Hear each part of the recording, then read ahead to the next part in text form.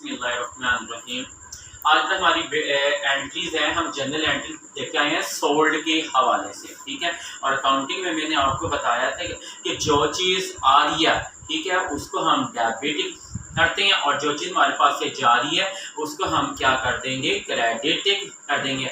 अब सोल्ड आ गया, जब आप कोई चीज़ बेचते हैं तो जाहिर सी बात है आप कैश आपके पास आ रहा होता है और वो गुड्स या अशिया आपके पास से जा रही है। तो जब कोई चीज़ आपने बेचनी है तो कैश आपके पास इन होगा, कारोबार में इन होगा, और जो चीज़ आ रही होगी हम कैश को क्या कर देंगे, क्योंकि कैश हमारे पास आ रहा है, कैश को हम क्या कर देंगे, डेबिट, और बदले में हमारे पास जो चीज़ जा रही है उसको हम क्या कर देंगे, क्रेडिट। इसी के हवाले से आज हमने एंट्री करनी है। इसकी कुछ एंट्रियां, मैं 2 एंट्रियां लेके आया हूँ। देखिए 11/1/2020 को आपने कंप्यूटर बेचा है 15,000 रुपए का।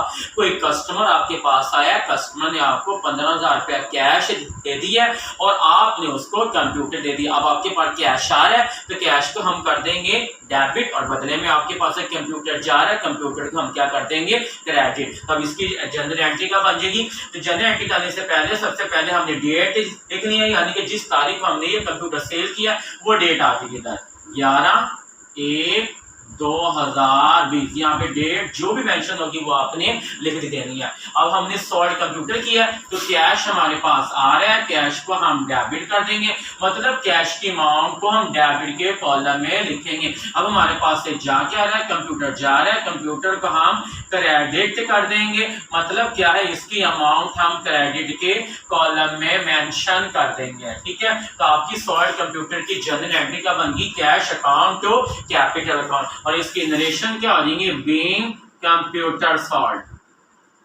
बीइंग कंप्यूटर सोल्ड, और इस तरह अपनी ये लाइन इस तरह ड्रा कर देंगे। एक और एंट्री हम ले लेते हैं 12/1/2020 को आपने बिल्डिंग सेल की 1,20,000 की। अब आपके पास कैश आ रहा है और बदले में बिल्डिंग जा रही है। बिल्डिंग से हमारा बिल्डिंग आती ही नहीं, बिल्डिंग उधर ही अपनी जगह पे स्टे होती है, लेकिन उसके डॉक्यूमेंट से ट्रांसफर हो रहे होते हैं। तो आपके पास यानी कि 1,20,000 कैश आ रहा है और बदले में बिल्डिंग के डॉक्यूमेंट जा रही है। मतलब क्या, बिल्डिंग के डॉक्यूमेंट जाने से मुराद आपके पास बिल्डिंग जा रही है और कैश आ रहा है, कैश को हम कर देंगे डेबिट, और उसके बदले में हमारे पास जा क्या रहा है, बिल्डिंग, बिल्डिंग को हम क्या कर देंगे, क्रेडिट। तो इसकी जनरल एंट्री बन जाएगी, सबसे पहले हम लिखेंगे डेट 12/1/2020 को हमने ये बिल्डिंग सेल की है, तो इसकी जनरल एंट्री बनेगी कैश अकाउंट, क्योंकि कैश आ रहा है, कैश की अमाउंट हम डेबिट के कॉलम में लिख देंगे, और बदले में हमारे पास से जा क्या रहा है, बिल्डिंग जा रही है, बिल्डिंग को हम क्या कर देंगे, क्रेडिट कर देंगे, बिल्डिंग के अमाउंट को